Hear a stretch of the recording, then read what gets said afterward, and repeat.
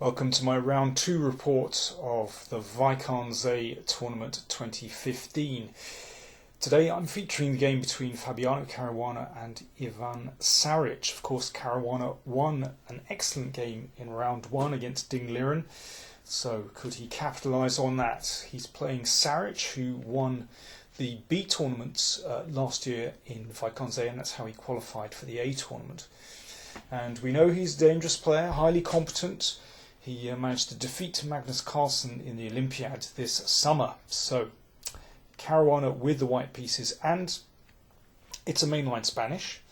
It's the so-called Zaitsev variation, where black plays his bishop to b7 and rook to e8. The bishop is ducked back to f8, and so you can see there's pressure on the pawn on e4. Now, normally white wants to maneuver this knight round to g3, perhaps look at the outpost on f5 and of course free the bishop on c1, but it's not possible to send the knight round. This is one of the points of the Zaitsev, because here you can see there's too much pressure on e4.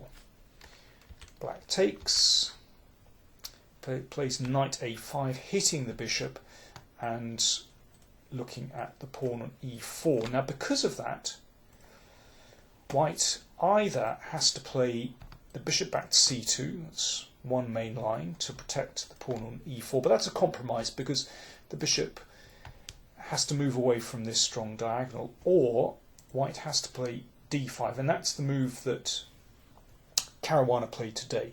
Now the knight does not go to the poor square a5, then the bishop ducks back and the knight on a5 is really badly placed. And there's even a threat to play the unpleasant b4. So, but instead, the knight goes back to b8, and this is much better. So white's knight continues its journey. And now knight d7. You can see the knight is very well placed on d7, supporting its brother on f6, but also perhaps coming out to one of these squares. Knight h2. Now this is a very common position actually in top chess actually. It's been seen many times before, and normally the standard move here, white having committed to d5, blocking out this bishop, black normally plays c6 to open up this diagonal, and then there's a big fight for the d5 square. That's why the bishop comes to g5 to knock out this knight here, and white very often tries to get the knight in to d5. But it's a balanced position, a very interesting position. But instead Saric played a5. Now this is a very unusual move. He's played it once before. It's a risky move strategically because black is delaying this c6 move. But the point is that black is trying to gain space on the queen side, perhaps play b4 and a4, knock the bishop out of the way, and then play c6. So it's an interesting idea. And, well, previously Saric faced queen f3, but, well, this is how this game went from 4 years ago. Here he managed to weaken the pawn on c3 and get in d5, and here black I think is doing fine. Indeed, Saric went on to win that game, but Caruana blocked out the a pawn. I think a good move. Now if black takes this, then strategically this is absolutely dreadful for black. The bishop is on an excellent diagonal, c6 is prevented, this is a weak pawn on a4. So b4 from Saric, and Caruana exchanges. So he's now left with a passed pawn. Now he plays bishop g5, and this is really preempting c6. You know, he wants to try and gain control over the d5 square if c6 comes. But white is almost committed to giving up the two bishops. So, you know, you give something, you get something. Bishop c4. So the bishop reactivates on this diagonal. Knight c5. So threat to the pawn here, and Caruana exchanges off bishop for knight. So takes away pressure from here. That's the good news. Bad news is that sometimes that bishop comes out.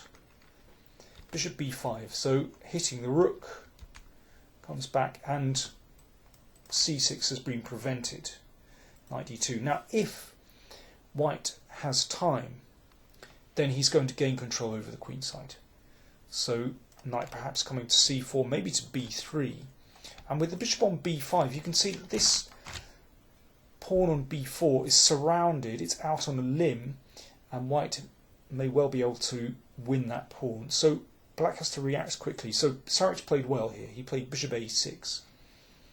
And now if bishop c6, then rook b8. And with that bishop moved, driven from b5, then the pawn is protected, and these pieces stand well. So Caruana didn't play that. Now he could exchange, but again black gets in this move c6, I think just in time. And although white has a protected passed pawn, white needs to land a knight on d5 to control this position, but here it's not so simple. These knights are a long way from the d5 square, and there's even the chance perhaps to switch the knight to e6 and to d4, maybe rook c3. Black should be okay there. So Caruana came up with this idea, knight b3. Bishop takes b5, knight takes c5. Now if this knight is taken, then white should be doing well here. So for example, takes, and the queen comes to a6, maybe there's knight g4 coming, perhaps the queen comes to c6. White has control here. So the bishop came back to e8, it's threatened on b5.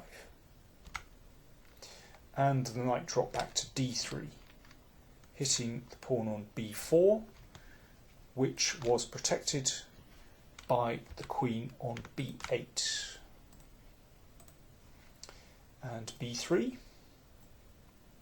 So white has this protected passed pawn, but a nice asset potentially in an endgame. But black has the two bishops. Bishop g5, excellent move, preventing a rook coming to c1. Now this knight needs to get back into the game. And now Saric finally breaks out with c6.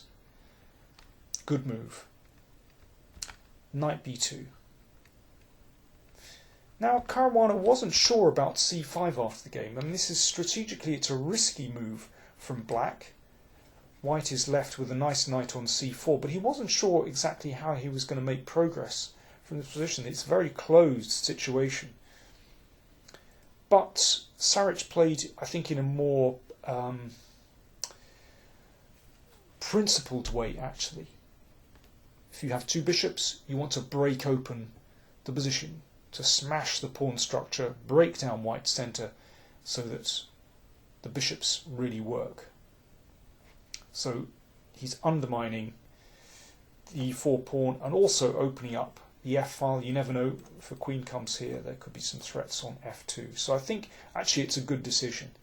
Caruana took on c6 and then took on f5. And I think this is a really critical moment in the position, in the game. Saric chose to push on with his centre pawns and played d5. But he could have played rook takes f5. Now here, queen g4. Caruana thought this should be a good move, looking at the rook, looking at the bishop, but he'd overlooked this very clever move, rook f6. If queen takes bishop, then rook g6 is a killer. The queen moves and rook takes g2 check and, well, mayhem in the position. Otherwise, after rook f6, well, even if you don't take this bishop, then the rook comes to g6 with some perhaps nasty threats, and maybe queen b6 to look here as well. And also another tactical point, if queen c4 check, which looks very strong, but d5, and the rook protects the bishop, so everything works. So matters wouldn't have been so clear after rook takes f5. I mean, perhaps white can play something like knight e3, but it's not a simple position, this. Black certainly well and truly in the game. Instead, Saric played d5, looking to roll those pawns down the board. But somehow Caruana gets a grip on the position now. Knight e3 is a good move, and it's not easy to advance these pawns. I mean, he would like to play, for example, e4, but Caruana had seen that after knight takes d5, in fact, he can get away with this, because if rook d8 looks like a nasty pin, but that bishop is loose. White more than survives. And if d4, knight g4 looks good, e5 is hanging. And if bishop takes knight, well, could play like this, but once one of those bishops is exchanged off, then life is a lot easier for white. And moves like rook c1, the bishop is a bit loose, perhaps knight d3. White should be better there. I mean, yeah, it's tough for black now. Queen b7, knight d3, good move. These pawns are coming under fire. There's also the possibility of knight c5. And if, let's say, d4, knight c4 is good for white, because if bishop takes pawn, queen g4 hits both bishops. So the tactics are suddenly working for white. Rook a8 played to protect the pawn. Queen g4, and now white is really in control. The bishop is hit, the pawn is hit. Knight c5 and knight e6 also comes into consideration, and white is a pawn up here, just with a good position. Saric exchanged off bishop for knight, but now, after pawn takes, very good move. These pawns are no longer really threatening. White is a pawn up, b4 is attacked, knight c5 and knight e6 is still a threat. Should be winning for Caruana. He took a second pawn. Saric avoided the exchange of queens. That would have really been hopeless. But now g4, well, a very courageous move from Caruana. His king might be a little bit exposed, but he's managed to set up this pawn chain, and actually black has no real attack here. And Caruana was very careful now. e4, excellent move. So 2 pawns up and everything under control. Well, there's a pin here, but the knight is just protected, and really black doesn't have anything here. E takes d5. And after e4, okay, a threat here, but rook e3 just puts an end to any nonsense there at all. If queen d5, then, well, we can simply exchange queens, actually, completely winning endgame. Saric tried queen h6, but queen e1, rock solid, everything protected. Saric sacked a piece, but this is going absolutely nowhere. And here, black resigned. There's no real threats to white's king, and in fact, it's black's king that is going to be under fire soon. Of course, white is just a piece up. So I think a very convincing victory actually from Caruana, although the position got quite complicated in the middle there. Really, I think Caruana always had things under control. Yes, Saric missed maybe a chance to get, sort of counter chances in the middle there, but it certainly wasn't an easy position, and I don't think Caruana was ever worse.